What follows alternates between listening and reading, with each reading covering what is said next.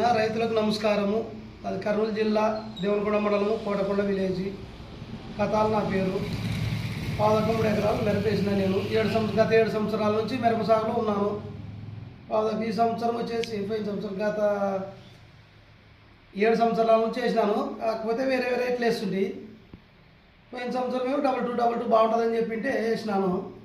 అయినా దిగుబడి బాగా వచ్చిందన్న. 120 క్వింటాల వరకు తగ్గింది 13 ఎకరాల్లో. మిగతా రైతులు కూడా చేసుకోదగ్గ ఇత్తనము, మంచి దిగుబడి వస్తుంది. దిగుబడి గురించి అయితే ఆలోచించేది లేదు, బాగానే వస్తుంది పంట. ఎక్సలెంట్ పంట. మళ్ళా వేసుకుంటేనే బాగుంటుంది. రైతులు వేరే ఇత్తనాలు మోసపోయి తెచ్చుకునే దానికంటే ఇది వేసుకునేది బాగుంటుంది మనకి. ఎందుకంటే రైతులము ఏడ తెచ్చుకొని మోసపోతే బాగాలేదు. మనము మంచి ఇత్తనం ఎప్పుడైనా మంచి ఇత్తనం తెచ్చుకొని వేసుకోవాలా. పంట దిగుబడి కానీ మనకు వైరస్ అని ముడత చాలా తక్కువ తట్టుకుంటుంది.